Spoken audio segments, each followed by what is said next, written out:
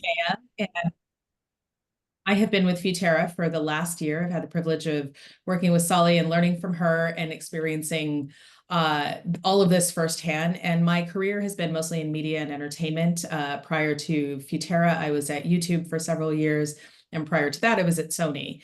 So I've spent, if I could summarize my background in one sentence, I care a lot about why people do what they do, why they watch things, why they pay attention, why they click on it. And I've always been fascinated by that question, and we're going to talk a lot about that today. Uh, I think that there's a few things that are really exciting that are going on. Thank you to the Hollywood Climate Summit for hosting us. And with that, I definitely want to introduce the co-founder and chief solutionist of Futerra, Solitaire Townsend. Brilliant. Thank you so much, Jay. And hello to everybody. Now, it is the Hollywood Climate Summit, and it's also London Climate Week. And Jay is sitting over there on the West Coast, and I'm sitting over here in London. So also welcome to those of you who are calling in from London. I'm going to say a little bit about Futerra and a little bit about what we're doing. But the first thing I need to explain is my T-shirt, the Bad Environmentalist T-shirt. I wear this because often people come to Futerra sessions who don't work on climate all day, every day.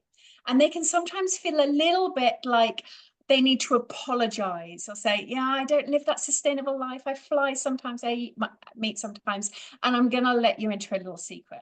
So do all of us. So do those who have worked in this for the last 30 years. So for everybody else who's on this call, I want to give you permission to be a bad environmentalist, because what we need is millions, if not billions, of people doing the bits that they can when they can, trying really hard, rather than a few super annoying, perfect people who are utterly morally superior in all ways. So first thing is, please feel free to be a bad environmentalist who's trying, rather than feeling you have to be a perfect environmentalist before you do anything. Now, Jay introduced me as Solitaire. Please call me Solly. I'm the co-founder and chief solutionist of Futerra, and I'm also the chair of trustees of our non-profit, which is the Futerra Solutions Union. And that's what we're here to talk to you about today. Personally, I've been working here at Futerra for almost 20 years, working with some of the biggest brands, some of the biggest non-profits, some of the activist groups, some of the youth activists, in order to work on how do we story tell a better future. And I was an incredibly boring young woman, and I have a postgraduate master's degree in environmental science and sustainable development, and I also have a postgraduate degree in Shakespeare. And I think I'm probably the only person who decided to do 2 degrees in those 2 subjects, which means I feel that I can put together the logic of what's going on sustainability and climate, together with the magic of storytelling and grabbing our hearts rather than our head. So what we're going to do today is, this is billed as a masterclass, so it's going to be a masterclass. We're going to go fast. I'm going to dump a lot of stuff at you. For those of you who are based in the US, you get to listen to a posh British accent, interrupted sometimes by a beautiful West Coast accent. And for those of you who are in the UK and have heard me before, sorry. But we hope to bring you some new stuff, some things that you haven't seen. And please, one of the things which I'd say is introduce yourself in the chat. Say hi, get going on the debate, ask questions, say what you think of storytelling, talk about your own experience, because one of the benefits of being in an online environment, rather than sitting in a darkened room with a stage, is we can have a conversation whilst we go. You don't just have to sit there silently listening to me. So please, please, please do get going. So let's see whether all the technology works and whether can everyone see my beautiful screen that says Futerra Solutions Union on it. Yeah, I can see it. Brilliant. The Futerra Solutions Union is a charity 501c3 set up explicitly to try to tell some of these stories. So let me start, because I know that everyone loves a bit of content. Let me start with a bit of content. Welcome. You are now entering the Anthropocene. That's a long word for short attention spans. Put simply, it's the human age. You human beings are having such an impact on the planet, you've got a whole geological era named after you. The people who invented smartphones and spaceships and architecture and language, toilets art, science, education, and dancing, and power, and plastic, and whatever that is, and dancing, and deforestation, exclusion, pollution, and poverty, and climate change.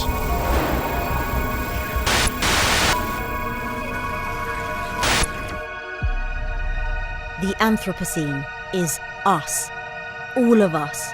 A species whose DNA is made of mistakes and miracles. Sure, we made the problems, but we are the solution. And you're the answer, one of the dreamers and shapers, builders and makers, someone with the power to make the Anthropocene awesome. This is your future. So, choose your own adventure. And remember, folks, if you want to dodge an apocalypse, then you better aim for awesome. This Make the Anthropocene Awesome is our mission. This is what we're trying to achieve, which is if the Anthropocene is the age of humans, we get to choose our adventure. We will either create apocalypse or we'll create awesome, and we want to keep the door open.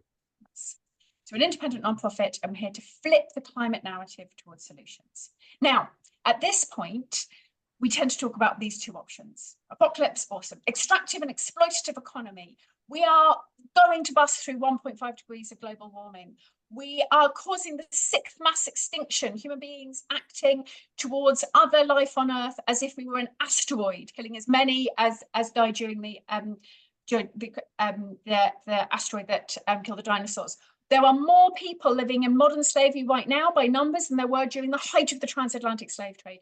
It is not working. There is also a solutions economy, a solution society, a solution story emerging of people, of communities, of changing the way that we think, of new technologies around renewables, around food, of working together, of coming together collaboratively. And we're basically on the cusp of deciding which one we get now. Apologies to those in America, because I know that swearing is a difficult thing in the US, but it's kind of cute with a British accent. This is the point where everyone asks me, yes, but aren't we fucked? Like, isn't like it just kind of all over? And when you think about how we planned climate action, and I've been doing this for 30 years, how we planned climate action, when we planned this linear system where we were going to do more every year, we were going to do more renewables, we're going to change our systems, we are super behind. We are super behind on where we are on things like the Sustainable Development Goals. We're super behind on where we are on lifting people out of poverty. We're super behind on where we need to be in this linear road. And of course, the problem with linear systems is if you get behind even by 1 year, you've then got to catch up 2 years, then you've got to catch up 3 years. Now, this is pretty sad because it means like, aren't we all screwed? Aren't we all so far behind? Except for the fact that human beings have never changed in linear systems. The psychologists tell me that the way in which, and the sociologists tell me that the way in which human beings change is through what's called punctuated equilibrium. Punctuated equilibrium means we hold on to systems far beyond when they were serving us. We hold on to systems where they no longer actually do what they were designed to do. We hold on to economies, ways of manufacturing, ways of power, ways of money, when they're literally killing people. And then eventually the pressure builds up and we change all at once, and then we go back to another stable system. We don't go through linear change. We go through these exponential changes. When you look at the pace of social change, when you look at technological change, when you look at human interest in topics, they all pass through this punctuated equilibrium system. And that's what we're going to get. That's how this is going to happen. How we planned climate action to happen versus how it's going to happen is going to be a very interesting next couple of years, and you are here. So this is where you are. Yes, Jen. So I would love to think about also with this big exponential change, what is going to get us to this hockey stick? Because it's been a lot of very consistent but not fast enough change. And what's the accelerant? So some technologies, particularly renewable energies, which are now cheaper than non-renewable energies, are already quite far up this curve and have outpaced every expectation that was set for them. Every expectation that was set for them was perhaps sort of, an incremental increase, and they've just gone whoop, up the line. Some things are far further behind. Arguably, some of our politics are far further behind on this. So there's some things which are pulling us up the curve and some things which are pulling us down the curve. Some people would say that different generations are on different sides of that curve, but that's not been my experience. I know some people who are in their 90s who are thinking far up this curve, and other people who are in their teens who are stuck down the bottom of it. So for me, over the decades of working on the policy, the technology, and the economics of climate change, and I've gone to the big COP meetings, and I've worked with the scientists, what I've come to the conclusion of is that it's stories that will save us. That's the bit that's missing. That's the bit that we don't have nailed yet. We actually know we've got the plans, we've got the policies set out, we've got a lot of the technologies. The plan is there. The problem is that people aren't doing the plan because they're not motivated, they don't understand, they're scared, they're lost, they're bored, they're excluded.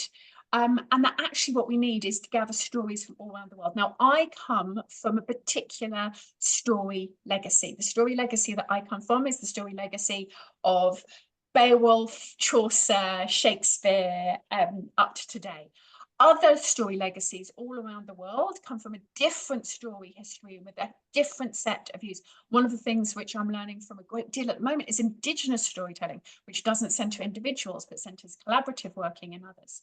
But what I want to do is I just want to make this case. Now, there's some storytellers on this call, and those of you who are storytellers over the next few slides are going to go, well, duh, but there's some sustainability people on this call. And for the next few slides, they might go, what, really?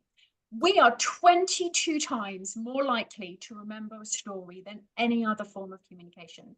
Storytelling, and this is something which I say often, storytelling is the programming language of the human machine. Storytelling is how we program new people. And we know that because we've all been around children, and we tell children stories right from when they're born, from before their hearing has properly come on. We tell them stories. We tell them fairy stories. We tell them TV programs, we make up stories for them on YouTube. We program human beings through parables, through metaphors, through fairy stories, so that they have an emotional and intellectual architecture to then start putting facts in. So if you want to change your mind, use that programming language. And in fact, it gets even worse for those who believe in facts and science, which is that human beings will believe an anecdote more than we believe evidence. So if somebody says to us, like, say I want to buy a new car, and I go and do all my research, I spend hours online, I do my comparisons, I think about the fuel efficiency, I think about the range, I make my decision financially based on family, hours and hours and hours I spent, and I've decided to buy a particular electric car. Then I go into the office the next day and I'm standing by the water cooler, and some guy from a different department is standing there. I don't even like him. I don't even know him. I'm like, oh, I'm going to buy this car. And he goes, oh, don't buy that car. My brother's cousin, he got that car. The maintenance costs, they don't tell you about. All of the psychology would say, I won't buy the car. Because that one anecdote from someone who I don't even know, and I don't know his brother's cousin, will outweigh all of the evidentiary learning. Now, if you look at our politics right now around the world, we see this live. We see how storytelling outweighs evidence again and again and again and again and again. And yet in climate, particularly those of us who were first brought into climate by the science, we cleave to the science as if we can just tell that scientific story, if we can just tell people the facts more loudly, if we can just educate them. I hate that word. We can just educate them. If we can just educate people on this. Who the hell wants to be educated anymore? I'm a grown adult. If we can just educate people on this, then they'd understand. And without understanding, that's not how human beings are programmed. It's not how any of us are programmed, even those of us with scientific background. And would you agree that I think one of the challenges we've had in storytelling as well is that most people consider themselves good storytellers and they think it's a lot easier than it is.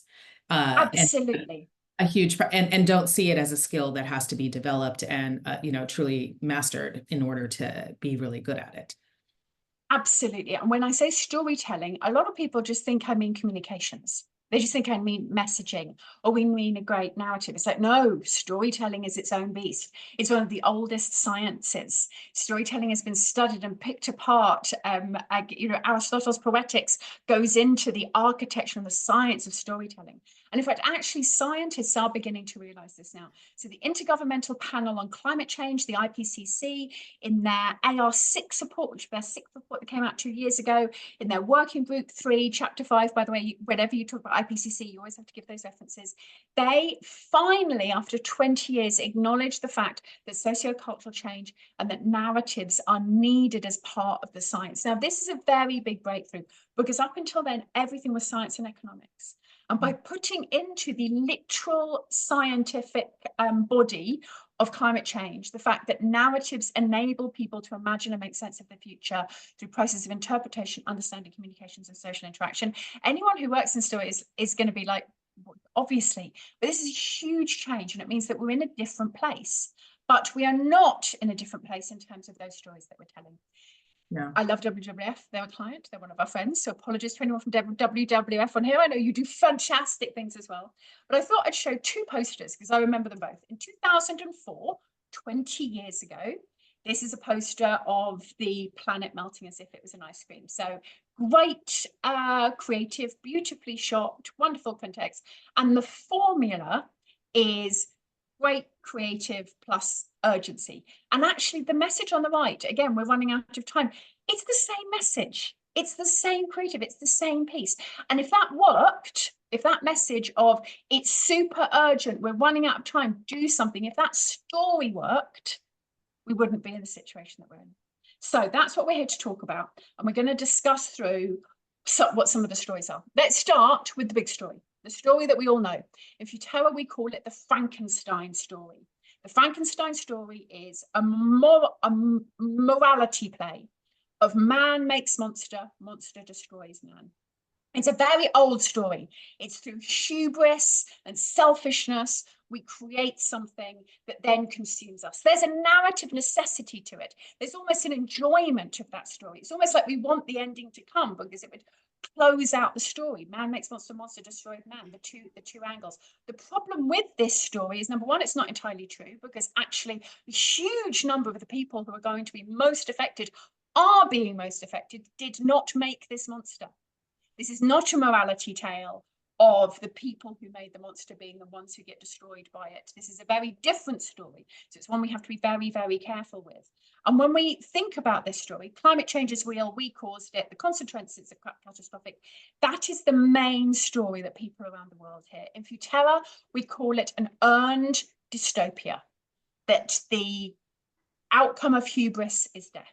And actually, there's something very satisfying, particularly for environmentalists around this. If you don't like Kardashian culture, if you don't like what's happening, if you don't like how selfish people are, if you don't like consumption, then actually going, yes, we're born bad and we're destined for a bad end. There's a very sort of almost religiousness to that story around the fact of we created this monster that's going to destroy us.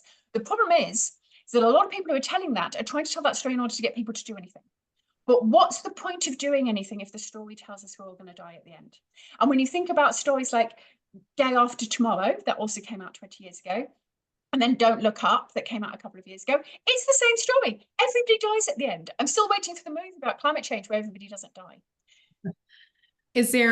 So I would also just reflect for the last few years, Sally, and I know you've had this experience as well, storytelling is now, thanks to the IPCC and the work that have been done by Futerra and other organizations, it's more part of the conversation. Storytelling is more visible at COP, Climate Week, and other places.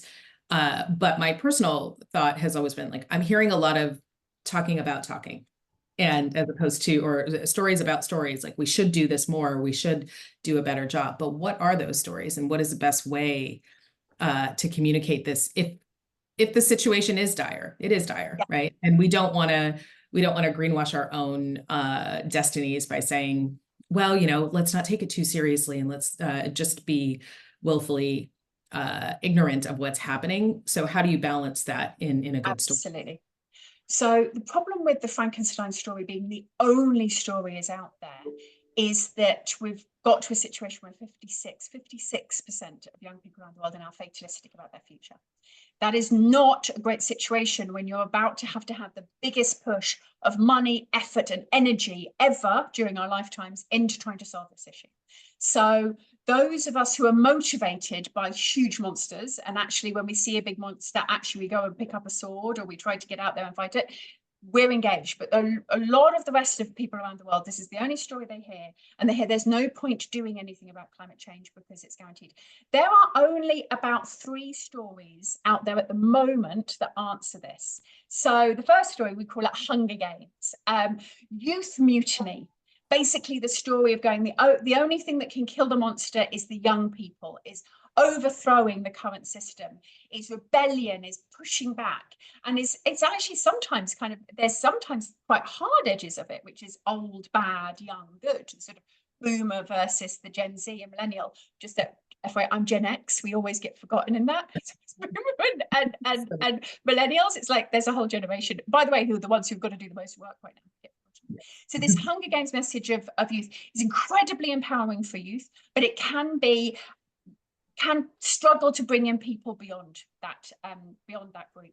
The other story which is out there, the other story that is in our newspapers, it's an underlying story, it's a narrative that runs through how people talk about this, is basically a techno savior. That one of the Stanford white boys are going to turn up and they're just going to invent the technology that means all of this is going to go away.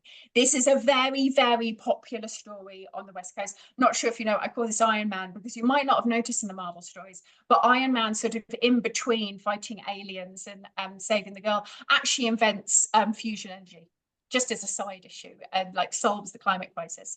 Because this story that basically some techno geek is going to come up and just go, and now it's all sorted. We've sucked the carbon out of the air. We've turned the dial down on the temperature. You can just keep going as you will. Again, the problem with this story is that we know that's not how the solution is going to come. The solutions are going to be technological. They're also going to be social. They're going to come from communities. They're going to come from how we change our lives. And then the final story that is sort of out there is about this sort of kind of, eat, pray, love, of basically sort of just step out of the way in which the world works right now. Downsize, live more simply. That basically, if we as individuals step out of capitalist culture, perhaps we can change the way human beings are, that we can think different, that we can feel differently, that we can live differently. And again, super, super powerful. We do need people. We do celebrate people living in a very, very different way around the world and actually having a much lower personal impact. But again, we know that's also not going to work for the billion people who don't currently have access to energy. We know that's not going to work if we don't take policymakers and systems with us. So these 3 messages that we currently have that are the solutions messages aren't enough. They're tropey. They've been used again and again. If you're a storyteller and you're using the Iron Man savior message, if you're storytelling, you're saying, hey, the kids are going to solve it. If you're storytelling saying, hey, the only solution is if we live differently, you're missing out on stories that actually are needed beyond these 3. But one of the things which we need to remember is that because we created climate change, as people, we can solve it. Let's just take a sidebar, momentary sidebar on people, because one of the things which Futerra has used for many years, and many, many thanks to the wonderful Pat Dade and the work that he's done on this. He's a fantastic psychologist I've known for many, many years, and Chris, they presented this work called values modes. And within the values modes, they do a very simple typology of human beings, not by our age, our gender, our politics, where we live, but by how we see ourselves in relation to the world. Now, a lot of people on this call might be what we call green pioneers.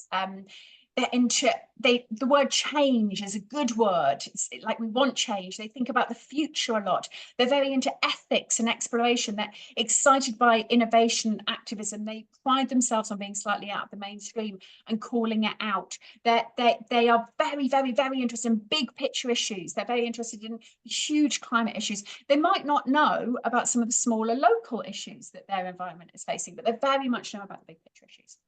The exact opposite of those are what we call brick settlers. Brick settlers are small world thinkers. They don't think about the big world. They just, in fact, reality is just that small community of work. They're the of which they're part, the people who they know and meet with every day. Everything else is almost mythological and threatening. Change is a bad word for these people. Change tends to mean something is going to get worse. Hey there. Good, how are you? Oh, could we maybe put folks on mute who thank you. I think somebody was bumping into a friend there. It's nice to bring that into the room. So they value safety, security, saving, being a good homemaker, being able to provide, holding on to their home. They do care about local environmental issues. They care very much about whether their local water source is okay. They care about green spaces. They care about whether green spaces are available for hunting. They care about dog mess in the street. And you can tell these two groups come at it, they're at war with each other. They come at it at completely different scales. The green pioneers are going, we've got to care about climate change. And the brick settlers are going, how can you care about climate change if we can't deal with dog mess in the street? And although they actually can have very, very pro-environmental views, they tend to argue with each other but loudly. And we see a lot of them. We see them on social media. We see them in media. They take up a lot of our space in talking. But the majority of the population here, we've got it neatly laid out. It's around 52% of the UK population. It's slightly more in the US, but we've also done this work in China. We've also done this work in South America. This works everyone on the gold prospectors. They don't live in a big world. They don't live in a small world. They live in a world of one, of me. Success, esteem, fun, visibility, entertainment, joy. They are the ones who love the Kardashians, although to me, to understand the Kardashians, they are the ones who set what's fashionable, what's desirable in society. By the way, they are the only swing voters. They are also the people who buy everything. And actually, in many ways, a lot of messages from both the green pioneers and the brick settlers really turn them off. They really don't enjoy them. They consume different types of media, although in the modern world, these things cross over. They tend to not understand each other. So people who are green pioneers tend to try to change everybody else into them. So they actually don't, sometimes green pioneers don't express a lot of respect towards the bricks or the golds. They tend to be dismissive of them. They tend to try to convert them into golds. They tend to try to say, if you just were a decent person, you'd be a green. The golds are never going to do that because that's not what values them. That's not who you are. By the way, this isn't about demographics. You can have all three of these in one family. Most of us at Thanksgiving or at family gatherings, family holidays have found us, you can have these as siblings. It's nothing to do with how or where you've grown up.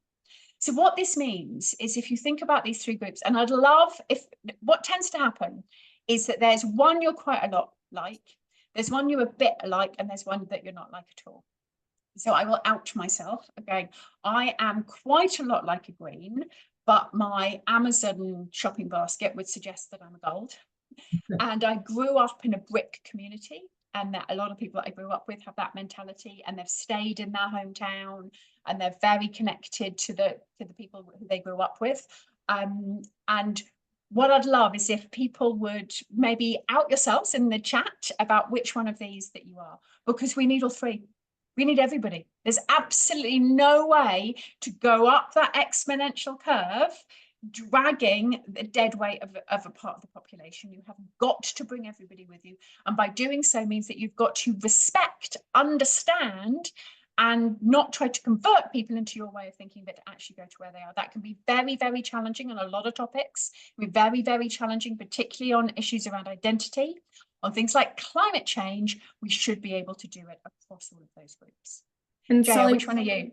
Well, I think I'm gold probably, but I'm gold leaning green, but I would also say I can relate to different stages in life and different parts of I think sometimes people might move between these, Oh yeah, as you absolutely. become, as you potentially, as you build families or settle down, you may become a little more focused on safety, security, and your immediate proximate problems a little more, or the opposite. So I think people evolve over time as well, and Absolutely. don't just stay in any one bucket, which I think is really interesting. But one of the things is that absolutely, but it's really important this isn't a hierarchy, and we don't present it as a hierarchy. Right. Because what a lot of the greens tend to do, and you're a green, if you think that green is a more evolved state, if you think that way of thinking is somehow more morally valuable than the other two. You also know you're green if you wonder why anybody would want to be any of the others. And you'll particularly know you're green if you wonder why anybody would ever admit to being a brick. The bricks love being a brick. The settlers are absolutely a huge part of society. Like, they're my parents. It's like, this is absolutely how society is organized. And from a climate change perspective, we have to find a way to make this work, because none of these groups are going away. None of these groups are disappearing. This has been very stable over time. I could even do a little history lesson in terms of how this has been spoken about in medieval literature. We have got to find a way to make sure that different parts of the society can see a benefit to them and to what they care about in taking action on climate change. Because, by the way, there are lots of forces who are trying to pit these groups against each other. Right. So And what are some of the we continue stories to that judge come each out of other that? as well. So, I mean, And judge each other. So absolutely. And I know that, Jay, a lot of the work that you've done over the years has been very much around those who reach the goals, the biggest of the groups. yes, exactly. Because that's, I mean, you want to have a message that lots of people can relate to, and that, I think, is challenging when you want both the message to be pure and the message to be very proximate to relevant to specific things. And I think climate is one of those issues where it can be easily relevant to everyone. If you care about your dog, or if you care about your, grass on your lawn. And that's, I think we're continuing to do a better job in that space and making it as relatable to each of those. 100%. So these are 5 stories we'd like to present that are already emerging, that are already out there, and which, particularly if you're a storyteller, or if you're the entertainment and storytelling industries, to be able to think and try to work on whether you can raise some of these up. So the first is Futurama. We call these messy utopias. So nobody wants to live in a utopia. Whenever anyone says utopia, I always think Stepford Wives. Some of you might be a little bit too young to remember Stepford Wives, but I do. Perfect utopias tend never to be perfect for everybody. If you want to read the closest to a utopic story, I'd really recommend Psalm for the Wild Built by Becky Chambers. She's an author. It's a short novel, and it's from my storytelling perspective and from my storytelling legacy. She's one of the best writers writing messy utopias. But we don't need stories of a perfect future. Everyone says, can you please tell me a vision of a sustainable future? It's like kind of going, in a sustainable future, we'll still get our hearts broken. In a sustainable future, we'll still get excited. In sustainable futures, we'll still trip over and fall down. In a sustainable future, there'll still be controversy and angst, because we'll still be human beings. It just will be in a frame of, in a world where some of today's problems have got sorted out.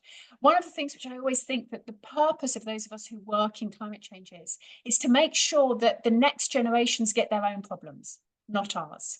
The future, one of the things which I love seeing, in fact, I'm really into sci-fi. I absolutely love Star Trek. So one of the joys of Star Trek is they've dealt with so many of the problems that humanity faced, environmental, socially, economically. They're literally set in what could be regarded as a utopic problem, and they're faced with problems every day. Crises, challenges, deep or angst-ridden issues. And what makes that such a compelling story is because it's a messy utopia with reality. So tell these stories of the future, tell these stories about what we're trying to achieve with sustainability, but make sure they've still got some guts and glory in them. Now, secondly, Sound Talk. This is something which very, very, very important to the Hollywood Climate Summit, and something which I know that many of you are part of the Hollywood Climate Summit are very lucky to be participating in, which is stories which are coming from around the world. I come from a story legacy which has been very dominant in terms of global storytelling, not everywhere, but for many, many years, the US's biggest export financially was film and content. It's still actually in the top 5 of your biggest exports is film and content. Even the language of English has been extremely dominant on a lot of storytelling. And actually, we've got to flip that script and learn from the wonderful, diverse, and very, very, very different ways of storytelling from Indigenous communities. We were lucky enough at COP that Futerra and Jaya actually chaired a panel with somebody who told the story from the Dreamtime, from Australian Indigenous culture, Indigenous culture from South America, First Nations from the US, and we actually, and all of whom are incredibly kind enough to tell their story in English for the audience, which was and in Spanish, and to be able to draw from those stories and to make sure that we're not appropriating them, we're not taking them, we're not telling them ourselves, but we're actually uplifting and listening to those stories, is something which I really would love to see happen so much more. Not just to honour those stories, but also because we need them. This isn't a good thing to do for the sake of it. This is a necessary part. Listening, learning from, integrating Indigenous storytelling about how you save the world, about how you face Armageddon, about how you come out of the other side. These are as important as technology. These are as important as technology. And they have lots of solutions, by the way. They've actually, I mean, there's so many incredible ideas that have emerged from Indigenous communities of, everything from, land use and agriculture and all the things that they have amassed over generations, and that it's a wealth of knowledge as well. And it's important to appreciate. Also one of the things, please go ahead. Sorry, go ahead. It's also one of the things which is most beautiful in the world, is to sit at the feet of Indigenous storyteller telling a story from the Dreamtime from Australia, and realizing your common humanity, because it's just a really bloody good story. Yeah. And that even though that might not be the history and legacy of which I'm a part, I'm as enthralled by those storytellers as I am from any that I grew up with myself. Absolutely. Modern Family. One of the things which Modern Family did so very well was actually turn what was an activist fight for equal rights into beautiful, intimate human storytelling. So this is something which really normalizing, not necessarily this big eat, pray, love, huge downsizing, but just the fact that we live differently now. Now, this is something that every storyteller can do, even if you're struggling to tell some of the biggest stories, is to tell those intimate stories of how we're going to change our behaviors and how we live now. Many of you will know, and I'm sure that it's been said many times already at the Hollywood Climate Summit, but the idea of designated driver was invented and placed in the very popular TV show Cheers in order to reduce the amount of drunk driving incidents. It was not a spontaneous campaign. It wasn't something that came from governments. It was developed and placed into TV in order to try to normalize the idea of designated driver. And what they did is they didn't go, oh, I've heard about this designated driver thing. What do you think of that? They basically just had Norm became the designated driver. He was just like, yeah, I'm the designated driver tonight. They just showed it as something that which people were already doing. And I think there's a lot that we can do around that. A lot of things you're going to have a lot of piece in. If you can't tell the story of the future, if trying to tell those messy utopias is too difficult, tell the incredible adventure story of how we're going to get there. The best stories aren't about the outcome. They're about the getting there, the there and back again. When you think about Jane Austen, she has these incredible stories of the ups and downs of the romances. And the moment her leading character marries him, she loses all interest in them altogether. That the outcome, that the destination isn't the interesting bit. Getting there is. The quest that every single one of us are on, this action, adventure and community, these unlikely allies we're going to come about. A lot of people ask how I stay so optimistic. I stay optimistic because I know that I probably don't get to live in the outcome. I know that in my lifetime, I probably won't live to see the future that I'm trying to make. I get to be part of the adventure story, and then somebody else gets to pick it up and move on. I'm not expecting the world to validate me and to suddenly solve itself and to be better during my lifetime so that I get to live at the end of the story. This is a story that continues on. And those stories of unlikely allies, of trying to change the world, of inventing, of creating, of changing, of facing problems, of trying to overcome them, that is one of the most exciting stories we can tell right now. And the final story that I just want to share with you, I picked Erin Brockovich, is character-led. So too much of our storytelling about climate change up until now has been technology or science-led. We've told the story of ice caps, we've told the story of wind turbines. Okay, that's not stories. If there's one rule of storytelling, is that it's about people. So that's the difference between a narrative or a communication and a story. And maybe you can anthropomorphize and maybe you can give an ice cap a name, or maybe you can tell the story of what it's like being a wind turbine, but you still would be turning it into a human story. So what we've got to do is we've got to identify those wonderful, queer, new, different, multiple, from every community stories. I'd love to see stories of Brits who would change climate change. If you've never heard of Hunter Lovins, go and take a look at Hunter Lovins. Hunter Lovins is a gun-toting, cowboy hat wearing, owns a massive farm, hog ties pigs. I don't know what that is, but she told me about it. She literally lives and breathes within those communities. She's one of our leading voices on climate action, is indeed herself a deep climate activist, telling those stories rather than trying to push our stories into those spaces, trying to find the stories of the individuals who are doing incredible work. I know there's an amazing movie and story that's coming out, first-person storytelling from Indigenous cultures, being able to, the Swiss women who bought the first European climate case. I want to know who they are, these grannies. I want to know why they did it. I want to know their names. I want to know their knitting patterns. I want to know their stories. Because if we make everything about people, people will listen. If we make everything about politics and technologies, they won't. We do not have the same carrying capacity for that kind of storytelling. So we've got a few minutes left. We're running towards the end. We really want to jump in and take questions, but I want to make sure I do this massive info dump and insight dump on you, because we did promise that this was going to be a masterclass and you're going to get a big info dump.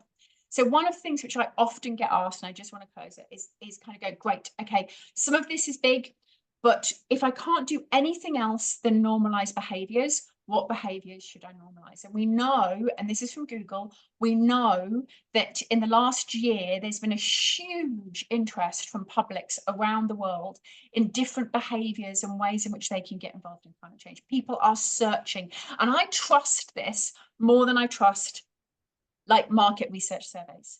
Market research surveys are what we think we should answer when someone asks us the question. This is what we look for in the privacy and secrecy of the Google search box. So this is genuinely what people are interested in and absolutely wanting to hear more about.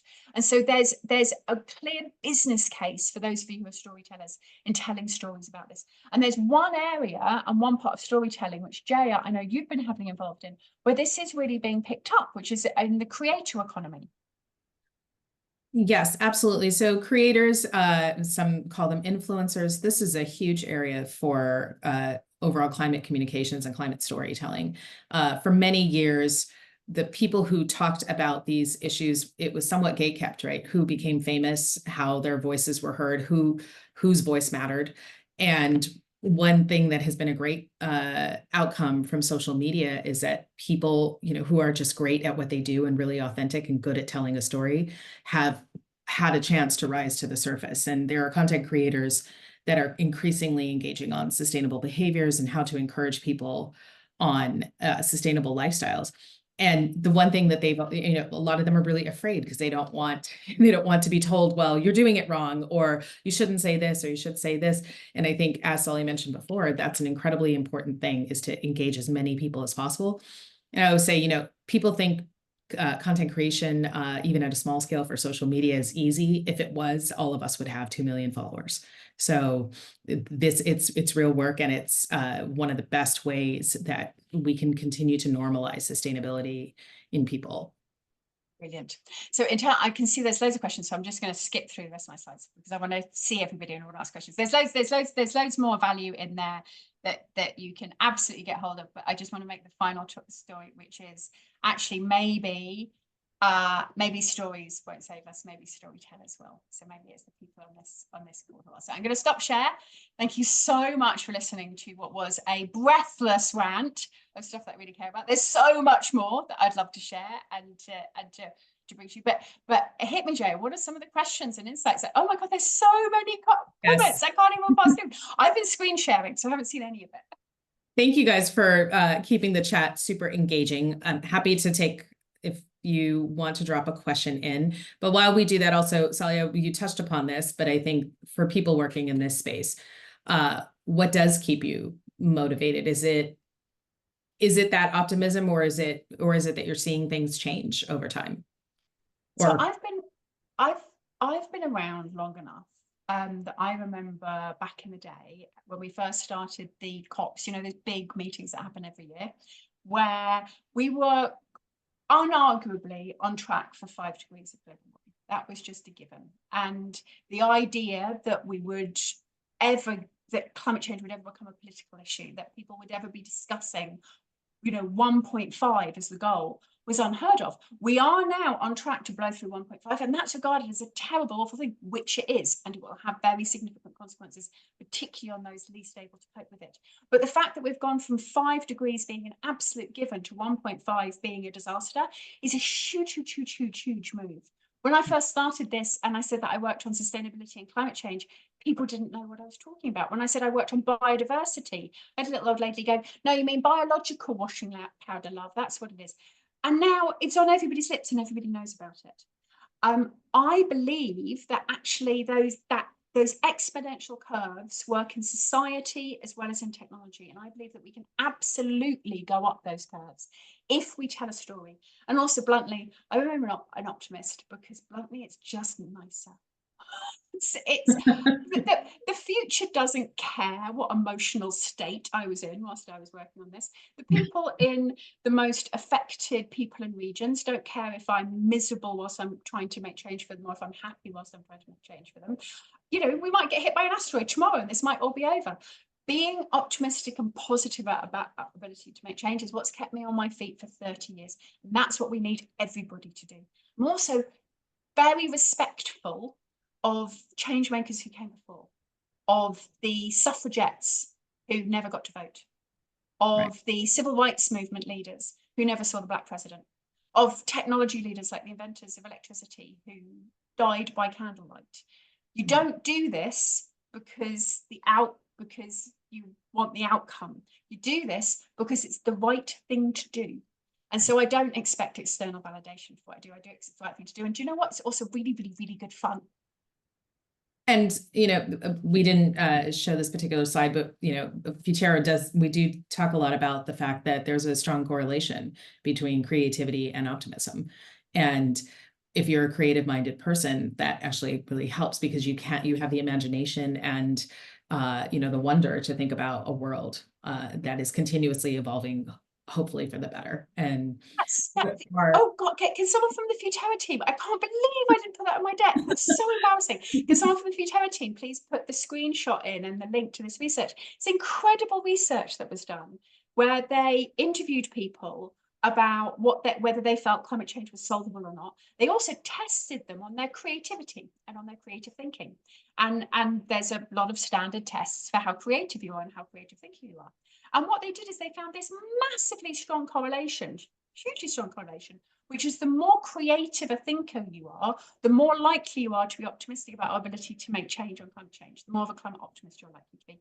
And the researchers, and these were scientists, their conclusion is that it takes imagination to actually think that it's possible to make change. It's very easy to get locked into nothing can change, everything's the way it is, nothing's ever going to change. And it requires an active imagination of creativity to be able to think that actually maybe something will. And of course, the people who have changed societies, and boy, we've seen a lot of change in societies over the years, are the ones who are able to do that imagination. So yeah, if you want to prove that you're super creative, you're going to be a climate optimist. Absolutely. And I think we're somewhat told, you know, if you are not super creative and you go into like what is traditionally not thought of as a creative profession, that you're not capable of that. And the truth is humans are capable of creative thinking and analytical thinking at the same time, all the time. We do it every day. And we've somehow created like, oh, you're left brain or right brain. And it's simply not true. We balance both. And that creativity sometimes is just stifled by the belief that and I know a lot of people have an issue with the word optimist. I'm a word person as well. It's why I created the word solutionist. Book plug, the solutionist. It's why I created the solutionist, because actually what I like about solutionist is that a solutionist implies that there's a problem. We're going to do something about it. And actually it focuses on the fact that you're a solutionist. Or other people have called it sort of like sweaty hope. that we need, that basically sort of sweaty hope is basically, I'm hopeful, but I'm slightly more hardworking, so that I feel hopeful and I act hard. So it's, because remember, we're talking about an emotional state here. Optimism, hope, these are emotions. And you've got to work out what the most powerful emotion is for you. Well, one of the things which we do know that is with 56% of young people fatalistic, that's probably not an emotion that's going to get them to study environmental science. It's not an emotion that's going to get them to go into the renewables energy. It's not the emotion that's going to get them to set up a community group on sustainability. It's not an emotion that's going to get them out on the streets. Rage around climate change, absolute, fix it rage, is innately optimistic, because you're angry that things that could be done aren't being done. Fatalists aren't activists.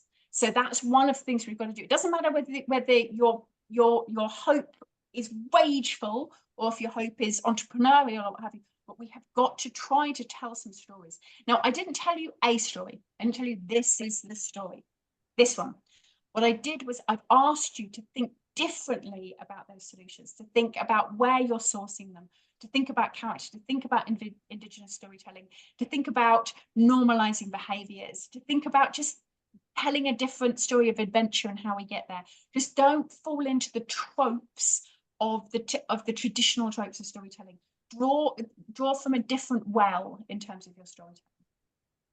So thank you guys for all the comments in here, but one of the ones that I think emerged is really like, what should we do more of? And I think you've touched upon this, but also you should definitely look at our sustainable lifestyles behavior wheel. This is a really important tap into how individuals can make a difference here. We've been told that it wouldn't matter. It does matter. So please take a look at those things, and Sally can actually show you the Stories to Save the World piece also, which is if you visit Futerra's website, you'll see all of this. You can download in PDF some of our thought leadership here. And what I say is, try. Try. Like I've done this badly, so I've made mistakes. I've knocked on doors and tried to make things happen. I've been working with the industry for so many years. In the UK here, we've got a program of work called Albert, which is a whole program of work around sustainability, which is partly based on some of the work that I did 15 years ago, where the big win, the huge win that I got for the environment was working with the BBC to get a recycling bin in a soap opera called EastEnders on Albert Square, hence Albert. That was my big win. Was I got on World Environment Day, we got a recycling bin into a soap opera, and now we're here talking about going, well, how many hundreds of millions can we deploy into climate storytelling? So just try. Don't think you're going to get it right the first time. Don't think you're going to create the story that's going to change everything. Just tell more stories. And if you're not a professional storyteller, if you're part of the climate community, value stories.